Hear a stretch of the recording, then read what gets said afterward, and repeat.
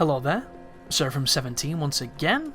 This is my Dark Souls 3 walkthrough, and we're about to be finishing up on some of the final parts of our run through this game. So the next sequence I'm going to be showing you is optional. It's taking on the Nameless King, and this dude his dragon has 4,577 life, it's weak to lightning, and he has 7,100 life, and he isn't weak to anything. What I'm doing here is, because you've seen me use the Astora sword for quite a lot, I wanted to use a different weapon against this boss, but I don't know if I end up actually using it. This is going to be more for PvP than anything else. I put Hollow on that Karthus curved sword because it also has bleed, and if you put Karthus Rouge on a weapon that has bleed that swings as fast as this one, you can do a lot of damage very quickly. And what I'm doing here, guys, is I'm showing you a way to get a quick Titanite slab if you need one. And it involves pulling a lever in the archives and going to an area that reveals a bookcase that has a chest in it. Once again, though, I'm not sure if I end up using this weapon, even though I do think it's a great weapon to kill the Nameless King with. And you might be wondering, well, what are you going to do? So, the best way to fight this boss, in my opinion, is to put pressure on him and make him bleed.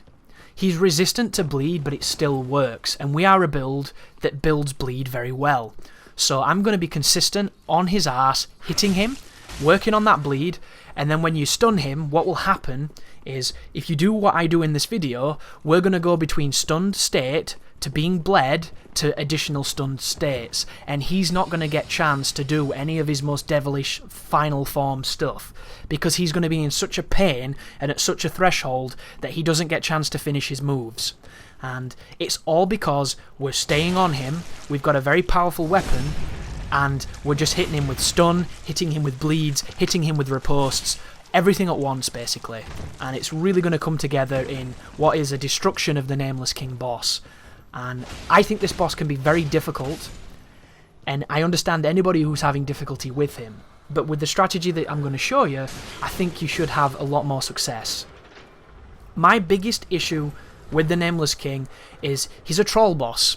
He is a boss that is designed to wait for you to attack, and then he attacks, and he armors through what you do, and he does damage to you. And I hate bosses that do that. And there are so many instances with this boss where he will stare at you and do nothing until the moment you attack, and then he attacks you. And it's incredibly frustrating to learn a boss that has a tendency to mix up between 1 and 3 hit combos, because you never know when you're safe to attack. And then you wait too long, you try and attack, and he trades with you. So there goes your no damage attempt, or whatever thing you were trying to do. And that, to me, is the most frustrating aspect of this design than anything else. And it's all because of that one thing. He has the ability to naturally, dynamically shift between 1 to 3 hit combos that have different middle sections and different enders sometimes. Not always, the first 2 hits are usually very simple, but then the final thing can be 1 or 2 different moves, and it's a mix-up. And the one thing you don't want to be doing on a boss that's that dangerous is guessing. And sometimes you have to. And I really dislike that, because it makes it difficult, from my perspective, to control him. So the best thing that I can do to counter this is to control him in other ways, which is to put so much pressure on him. He can't do that shit, and that's what we're about to do. So once again, I've got a bunch of rings on, you saw them then. If you want to imitate the rings I'm using, we've got that stamina recuperation, we've got the Karthus Rouge, we've got an upgraded weapon that's got bleed on it that I might not be using, I guess we'll see. I really wanted to wear the knight armor, but I'd not sent that guy out to Irithyll to get it. I think you have to send him there. So, I guess we'll see. There's the soul of the Twin Princes, and there's a consumable. I'm not too sure at this point if the dupe was still available, but I recommend to anybody who was playing at that point to do the dupe, to skip the unfortunate nature of having to farm in these games, because farming can really kill your love for a game. I know this more than most, because I've farmed on every Souls game that exists, and it's miserable. You know, if this game had an editor that was available now, I would be very happy. A lot of people are always quite reticent against them. That's not me. I really like the convenience that the editors give you. I appreciate that it sucks that people cheat, but the ability to make builds without having to run through the game and waste a bunch of time is a glorious luxury. I just wish the people who made these things didn't enable you to make yourself have infinite stamina and infinite HP, and, you know, wear havels underneath your armor and stuff, and have those protector weapons that ruined certain aspects of the game. Like, that stuff, I don't know why people put that in, but the other stuff I understand 100%. But finally, we move towards good old Nameless. This is probably the most impressive boss in the game, because visually it is so striking, and I was kind of hoping more bosses would have this level of spectacle. So in a lot of ways I was kind of disappointed in the bosses in Dark Souls 3. That being said, I do really like them. I just expected, I don't know, something more impressive visually. Because to me, Bloodborne was really impressive visually because it was so different. It had all the fur all the time and like the weird physics and shit happening, and that was just crazy. There wasn't as much wow factor in this game until I got to something like this, and we've never seen anything like this in these games before, so this is very impressive. You'll also notice I'm not using the Shotel, so sorry about that, guys. I probably wanted to, but I ended up not in the end. So here is the frame rate killing flyer move, so dodge that, he comes again, dodge early on this or he will hit you, and then afterwards you can generally get one hit on the head, but the Nameless King usually attacks after this move, so watch what he does. You see how I broke the lock on? There's the fire. Punish the fire by getting to the side of the head and attacking towards it, but be careful, depth perception here is your biggest enemy. So the only reason this boss is even remotely taxing is the fact that it's very difficult to judge distance and if you're going to hit it correctly. Here's the swipe. Sometimes there's a second swipe, but he didn't do it.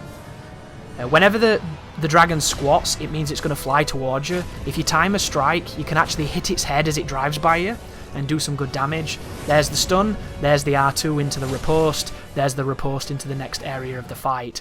Here is why I don't like camera reset. See that bullshit?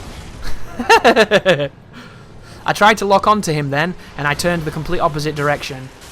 That's why I hate that mechanic. But this is the fight, guys. I'm going to move towards his left-hand side, and I'm going to dodge through his moves and apply pressure. There's his two-hander. Wait for the riposte. Wait for his second hit. It never came. I missed an opportunity to attack. Hit him when he's walking around staring at me. One hit, two hit, third, no third hit. Hit him. One hit, two hit, third hit, no hit. Hit him. That's all we're doing, guys. We're staying safe, we're staying consistent, we're hitting him when he's not hitting. One, no second hit. Why? Here's the dash move, dodge into it, there's the combo following it up. Here's the dash move again, dodge into it. There's the follow-up, hit him. Here comes his other dash, and then the forward dash, dodge it. Second hit that time, no third hit. There's the stun, riposte him. And this is where we shit on him now, guys. This is where the punishment happens. Get to his side and start attacking. He's going to do the same move when he recovers. He's going to do the lightning move. If you're moved to his right, he can't do shit. If you get behind him or in front of him, the lightning will not touch you, and then you'll stun him before this move even comes out. Riposte him, and then you'll kill him as he's standing up. There's nothing the boss could do. DSP 101. The dude is dead. And it's that simple, guys. And that is not a simple fight in any way, shape or form, but if you use a good weapon, and if you do that, you'll have ultimate success. So I hope that helps people who are struggling with Nameless. We're going to run through the final area of this area, and then we're going to be going to the kiln and defeating the last boss. Looks like I'm heavy. What did I put on?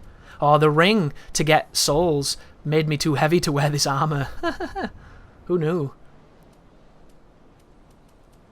But the Nameless King is such a fun boss once you start to understand the dodge timing. My only issue, as I've previously stated, is there are moments where he just doesn't follow his attacks up, and I don't like that. I like a consistency with a boss. I like to be able to provoke them to do what I want them to do, so I know I can always punish it. And you can't ever have that with that guy, because sometimes he'll do one attack, sometimes he'll do two, and then the moment you try to attack, he'll do three. And it can be very frustrating to get a clean fight. So, back to Firelink anyhow. I didn't do as much exploring as I thought I would, but thank you for watching, and you take care now.